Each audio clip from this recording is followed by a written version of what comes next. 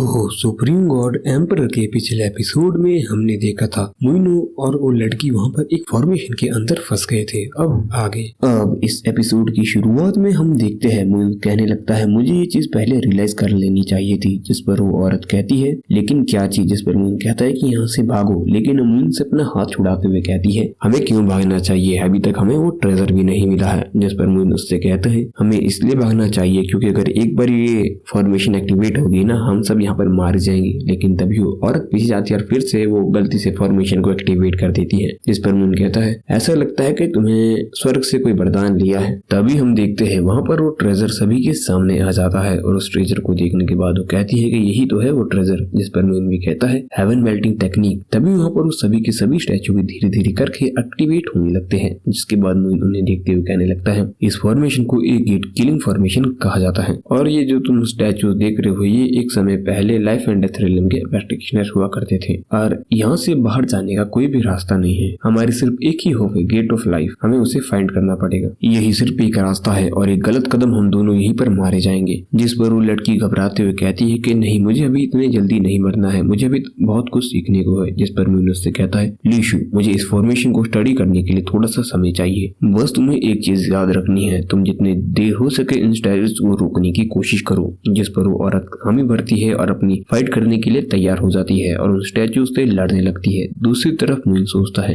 अच्छा हुआ कि ये लड़की लाइफ एंड डेथ रिलम में है, जिसके कारण ये थोड़ी देर तक तो उन स्टैचूज को रोक ही सकती है और मुइन अपनी टेक्निक से उस फॉर्मेशन को समझने की कोशिश कर रहा होता है। तभी मुइन सोचता है 8 फॉर्मेशन की सारी लोकेशन हर क्वार्टर ऑफ आवर में चेंज हो जाती है, मुझे उन सभी को एक साथ समझना पड़ेगा, तभी हमारे बचने का चांसेस है। आशा करता हूँ कि हम इस बारी किस्मत वाले हों और इस चीज को समझ पाए। तभी बेशक मुइन को जगह मिल जाती है लेकिन वो लेवल 7 पर होती है लाइफ एंड डेथ रिलम के। जिस पर मुइन सोचता है हम ये चीज को फोर्स नहीं कर पाएंगे वरना हम यहाँ पर मारे जाएंगे। यहाँ तक कि उन फॉर्मेशन के अटैक से मुइन भी घायल हो जाता है। वो औरत भी दूसरी तरफ बहुत ज्यादा घायल हो चुकी थी और मुइन से कहती है मैं और ज्यादा देर तक होल्ड नहीं कर पाऊंगी, क्या हम यहाँ पर बच पाएंगे। तभी हम देखते हैं मुइन अपना फाइनल मूव करता है और कहता है अब मेरे पास कोई भी चारा नहीं है, मुझे ये फाइनल मूव करना ही पड़ेगा। जिसके बाद एक लाल रोशनी सीधी कूर की तरफ जाती है जिससे मुइन को बाहर जाने का रास्ता दिख जाता है। तभी वो लड़की भी वहाँ पर नीचे गिर जाती है लेकिन मुइन अपनी ताकत से पूरी जान लगाकर उसे उठाकर वहाँ पर उस रास्ते से बाहर निकल जाता है क्योंकि मुइन के बस में अभी ये नहीं था कि उसे इस फॉर्मेशन को तोड़ पाए।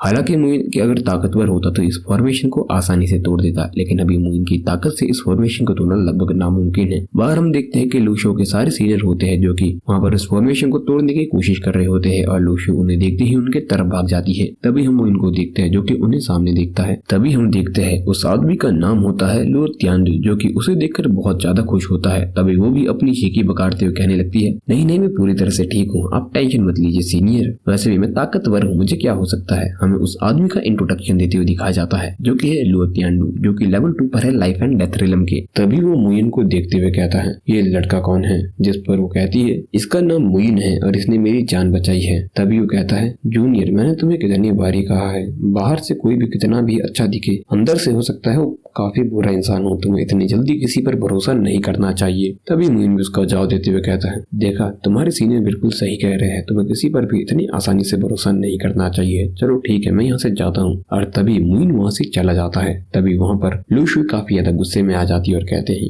सीनियर क्या आपको पता है मुइन ने मेरी 2 बारी जान बचाई है और आप उसे थैंक यू कहने के बजाय उसे इस तरह से डांट रहे थे। जिस पर वो कहता है तुम किसी बेवकूफ बना रही हो, तुम उसका लेवल दे सकती हो, वो सिर्फ लेवल 10 पर है फेरीलैंड रिलम के। जिस पर उसे टोकते हुए कहती है तुम क्या कह रहे हो, तुम ट्रैश कैसे कह रहे हो, तुम जानते हो मुइन कितना ज्यादा अमेजिंग है, तुम सिर्फ 10th लेवल कह रहे हो फेरीलैंड का। 10th लेवल पर होते हुए भी उसने पूतों को हरा दिया और ये जानते हो जब हम उस फॉर्मेशन के अंदर गए तो उसने पहले कहा था ये स्टैचू हिल जाएंगे और वो सच में हिले भी। और ये चीज सुनने के बाद वो काफी ज्यादा हैरान होता है और कहता है उसने 9th रैंक जो पिछले साल आए थे उसको आसानी से हरा दिया, वो भी सिर्फ एक हमले में। और तभी उसे उसकी दूसरी बात भी याद आती है स्टैचू। तभी हम देखते हो सभी के सभी स्टैचूज वहाँ पर आ जाते हैं और उन स्टैचूज को देखकर सभी घबरा जाते हैं। उसके साथ आए लोग तो ये भी कह रहे थे ये क्या चीज है, इनका ऑरा तो बहुत ज्यादा ताकतवर है, हम इन्हें कैसे हराएंगे। अभी हम देखते वो सारे के सारे स्टैचूज उन आदमियों पर हमला कर देते हैं और वो उनसे बचने लगते हैं। दूसरी तरफ वहाँ पर एक पत्थर के पीछे जाकर उस टेक्निक को स्टडी करने लगता है और कहता है हेवन मेल्टिंग टेक्निक में 3 लेवल्स हैं। लेवल 0 यानी कि फ्यूजन ऑफ आर्ट, इसमें हम सिमिलर कॉम्बैट टेक्निक को